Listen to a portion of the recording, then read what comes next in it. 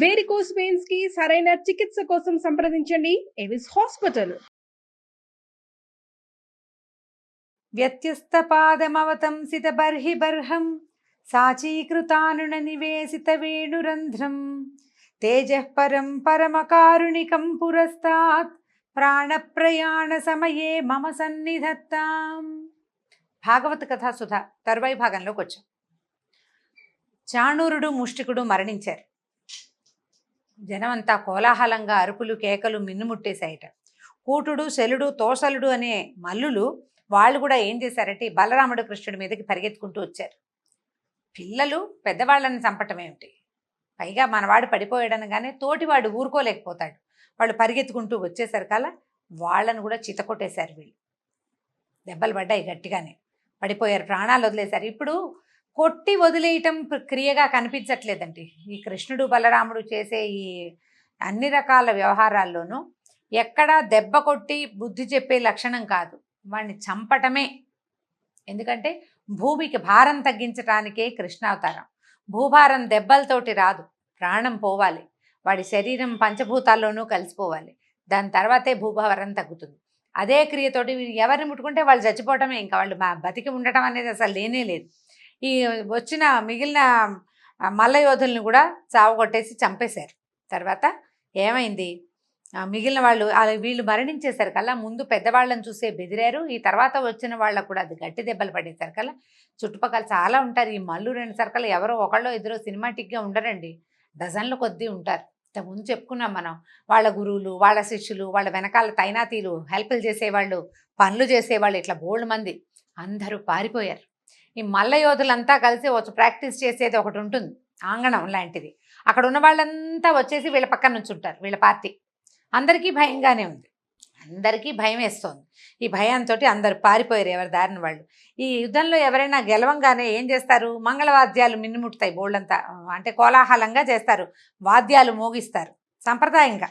జయించిన బలరామకృష్ణులు ఇద్దరికీ వాళ్ళని అభినందించడానికి బోలెడన్ని వాద్యాలు మోగటం మొదలుపెట్టాయి. విజయాన్ని ఘోషిస్తూ వాద్యాలు భేరీలు పెద్ద పెద్ద శబ్దాలతోటి మోగిస్తున్నారు. వాళ్ళతో పాటు ఈ వచ్చిన గోపబాలుడు బోళ్ళంతమంది వచ్చారు కదా పిల్లలు, ఈ తప్పెట్లు అవి మోగుతుండే సరికల్లా ఈ వచ్చిన గోపబాలురు అంతా కలిసి నాట్యాలు చేయటం మొదలుపెట్టారు.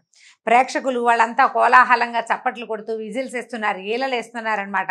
చప్పట్లు కొడితే సాధు సాధు, అబ్బో ఏం బలం, ఎంత యుద్ధం, పెద్ద పెద్ద వాళ్ళని మట్టి కనిపించారే అంటూ ఇట్లా శభాషని మెచ్చుకుంటున్న బోల్డ్ అంత కోలాహలంగా అయింది. ఈ అభినందన శబ్దాలని తట్టుకోలేకపోయాడట కంసుడు. ఎందుకంటే ఈ అభినందన ఏమిటి, ఆయనకు మృత్యుఘోషలాగా వినపడుతోంది అనమాట. వెంటనే వాద్యాలు ఆపండి అని అరిచి కేకలు పెట్టాడు. వాద్యాలు ఆగిపోయినాయి. సైన్యానికి అక్కడ ఉన్న బోళ్ళంతమంది సైన్యం ఉన్నారు కదా, వాళ్ళందరూ బెదురుతున్నారు. వాళ్ళందరికీ ఆదేశాలు ఇచ్చాడు. ఏమంటున్నాడు, ఈ వసుదేవుడు కుమారులు ఇద్దరు దుర్మార్గులు, వీళ్ళని నగరంలో నుంచి వెళ్ళగొట్టండి, మొత్తం ఈ వచ్చిన గోపాలను అందరినీ వెళ్ళగొట్టేయమంటున్నాడు. గోపాలుడు సొత్తంతా దోచుకురండి, అంటే గోపాలకుల దగ్గర ఉన్నటువంటి పశు సంపదని దోచుకొచ్చేయండి, నందుడిని బంధించండి. నందుడు అంటే బలరామకృష్ణుల పెంపుడు తండ్రి, ఆయన్ని బంధించాలి. వసుదేవుణ్ణి నా తండ్రి ఉగ్రసేనుని రాజ్యం కోసం వేచి ఉన్నాడు మా నాన్న అంటే, కంసుడు ఏం చేశాడు, వాళ్ళ నాన్న ఉగ్రసేనుని చెరసాల్లో పెట్టాడు కదా. ఇప్పుడు వీడికి ఏదైనా అవ్వగానే మళ్ళీ రాజు ఎవరవుతారు, వాళ్ళ నాన్నే రాజు అవుతాడు. అందుకని రాజ్యం కోసం కాచు కూర్చున్నాడు. మా నాన్నని కూడా చంపేయండి, వసుదేవుని కూడా సంహరించండి, నందుడితో వీడి ఈ పిల్లలతోటి వచ్చిన వాళ్ళని ఒక్కళ్ళని కూడా వదిలిపెట్టద్దు, పసిపిల్ల బాలాది పిల్ల మేక అందరినీ సంహరించండి అని గట్టి గట్టిగా అరిచి కేకలు పెట్టాడు. ఈ విషం కక్కుతూ పలుకుతున్నటువంటి ఈ కంసుడి మాటలు వినేసరికి కృష్ణుడు కోపం పట్టలేకపోయాడు. కోపం పట్టలేక ఈ కింద ఉన్న మల్ల యుద్ధం తాలూకు రంగంలో నిలబడిన వాడు ఒక్క ఎగిరి రాజు కూర్చున్నటువంటి ఆ పైన ఒక స్టేజ్ లాంటిది అనమాట, దాని మీదకి ఎగిరి దూకాడట. చేరాడు దాని మీదకి.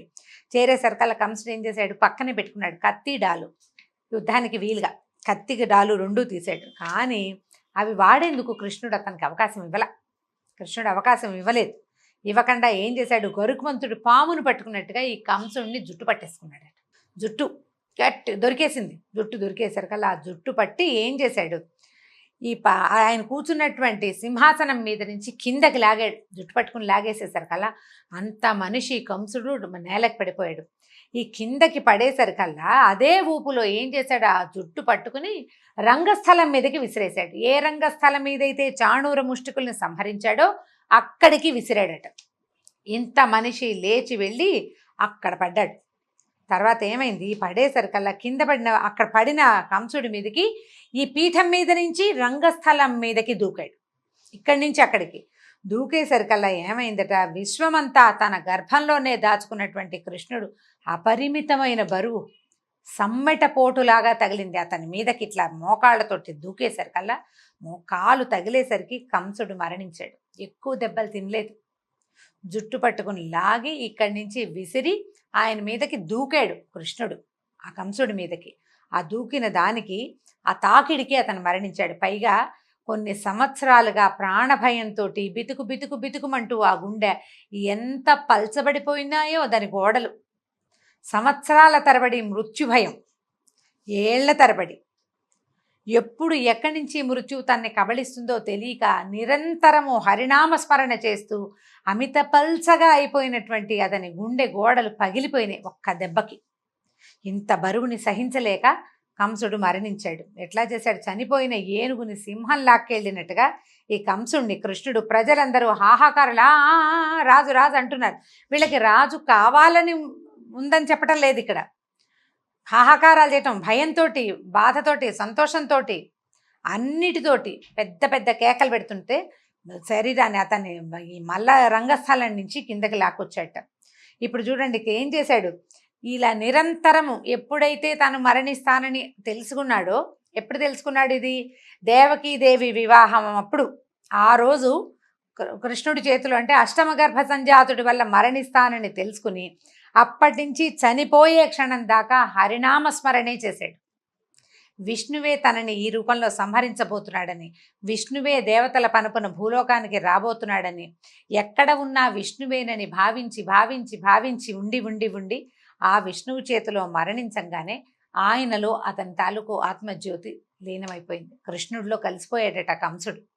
అందరూ చూస్తున్నారు, అట్లా చూస్తూ ఉండిపోయారు. ఈ కంసుడికి తమ్ముళ్ళు ఉన్నారు చాలామంది. న్యగ్రోధుడు, కంకుడు మొదలైన వాళ్ళు 8 మంది, మొత్తం కంసుడు వాళ్ళు 9 మంది.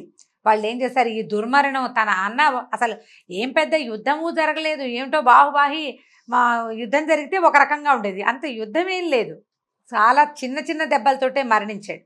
దాంతో వాళ్ళంతా, రాజుగారి తమ్ముళ్ళు ఎందుకు ఊరుకుంటారు, మా అన్నయ్యని ఏదో చేశాడని వాళ్ళంతా వచ్చేసరికల్లా ఏం చేశాడు, సింహం చిన్న పొన్న జంతువులు చంపినంత తేలికగా కంసుడిని చంపగలిగిన వాడికి వాడి తమ్ముళ్ళేం లెక్క, అందరినీ సంహరించేశాడట కృష్ణుడు. దేవతలు ఆకాశం నుంచి పుష్పవృష్టి కురిపించారు, పువ్వుల వాన కురిసిందట. బ్రహ్మాదులు పైనుంచి దేవదుందుభులు మోగినాయి. ఎంత పట్టరాని ఉత్సాహంతో భూమి మీద మానవులు, ఆకాశంలో దేవతలు కోలాహలం చేశారట. ఈలోగా ఏమైంది, ఈ కంసుడి భార్యలు, అతని సోదరుల భార్యలు పరిగెత్తుకుంటూ వచ్చారు. వీరమరణం చెందినటువంటి తమ భర్తల శరీరాలని చూసి ఓహో అని ఏడ్చాడు అందరూ. మరి దుఃఖిస్తారు, భార్యలకు సహజమైన దుఃఖం కదా, భర్త దుర్మార్గుడైతే పోతే పోయాడని అనిపించదు. భర్త లేకపోతే తమ సౌభాగ్యం కోల్పోయామని బాధపడుతూ వాళ్ళందరూ ఏడుస్తుంటే కృష్ణుడు వాళ్ళందరినీ ఓదార్చాడట. ధైర్యంగా ఉండమన్నాడు, నేను మిమ్మల్ని ఏం చేయనని వాళ్ళకి ధైర్యం చెప్పాడు. అక్కడి నుంచి మరణించిన వారికి ఉత్తరక్రియలు చేయించమని గట్టిగా ఆదేశాలు ఇచ్చాడు. దేవకి వసుదేవులు ప్రేక్షకులలో కూర్చుని ఉన్నారు. మొదటే చెప్పాం మనం, వాళ్ళని కూడా పిలిపించాడు. ఈ పిల్లలు తన కుమారులు ఎలా మరణిస్తారో వసుదేవుడు కళ్ళతోటి చూడాలి, దేవకి కళ్ళతోటి చూడాలని తల్లిదండ్రిని కూడా తెప్పించి కూర్చోబెట్టాడు అక్కడ. వాళ్ళు ఈ ప్రేక్షకులలో నుంచి ఈ పిల్లల్ని చూస్తుంటే వీళ్ళకి తమ పిల్లలు తమ పిల్లలుగా తెలియలే, లోకేశులుగా తలిచారు వీళ్ళు. దేవతలే దేవుళ్ళే ఇలా దిగి వచ్చారని సంతానంగా భావించక వారి దగ్గరికి కూడా రాలేదట. నా పిల్లాడు ఇన్నేళ్ల తర్వాత వచ్చాడని దేవకిదేవి పరిగెత్తుకుంటూ రాలా. ఆ ప్రేక్షక జనుల నుంచి అట్లా చూస్తూ ఉండిపోయారు, భగవంతుణ్ణి చూస్తున్న భావనతోటి అలా ఉండిపోయారట. అప్పుడు కృష్ణుడు తెలుసుకున్నాడు తన తల్లిదండ్రుల ఈ స్థితి. వాళ్ళకి ఈ సమయంలో వాళ్ళకి తత్వజ్ఞానం కాదు తెలియాల్సింది, భగవంతుడిగా తనని తెలుసుకోకూడదు, వాళ్ళకి సంతానం అవడం కోసమే కదా తను పుట్టింది. అందుకని ఏం చేశాడు, లోకాన్ని మోహంలో ముంచేసేటువంటి తన మాయతోటి వాళ్ళ ఆలోచనల్ని మార్చేశాడు. విష్ణుమాయ మళ్ళీ వాళ్ళ మీదకి కప్పేలాగా చేశాడు. అప్పటి వరకు లోకేశ్వరులుగా కనిపించిన పిల్లలు తమ పిల్లలుగా, పసిబాలురుగా, ఇంకా పాల్గారుతున్న చెంపలతోటి ఉన్న పిల్లల్లాగానే అనిపించారు. వాళ్ళ దగ్గర పరిగెత్తుకుంటూ వెళ్ళారు అబ్బాయిలు ఇద్దరు. అప్పుడు తల్లి దుఃఖిస్తూ, నాయన ఇన్ని సంవత్సరాల తర్వాత ఇట్లా నా పిల్లల్ని చూసుకోగలిగానని దేవకిదేవి ఆనందంతో సంతోషం పట్టలేక కుమారులిద్దరినీ కౌగిలించుకుని ఏడుస్తూ ఉండిపోయిందట. వసుదేవుడు ఇన్ని సంవత్సరాల తర్వాత పసిపాపడుగా ఒక పిల్లవాడిని ఇక్కడి నుంచి తీసుకెళ్తే గర్భస్థ శిశువుగానే పిల్లాడిని ఇంకో దారి పట్టించారు. ఇలా పుట్టక ముందే ఒక పిల్లవాడు దూరం అయితే పుట్టగానే ఇంకొక పిల్లవాడు దూరం అయ్యాడు. ఇన్ని సంవత్సరాలు ఈ క్షోభని అనుభవించాల్సి వచ్చిందని దుఃఖపడుతూ భార్య పిల్లల్ని సంతోషంగా చూస్తూ ఉండిపోయాడట. ఈ రోజుకి భాగవత కథా సుధని ఇక్కడ ఆపుదాం. మళ్ళీ వచ్చే భాగంలో కృష్ణుడు దేవకీ వసుదేవులతోటి ఏమన్నాడు, ఉగ్రసేన మహారాజు ఏం చేశాడు, రేపటి భాగంలో తెలుసుకుందాం. నమస్కారం.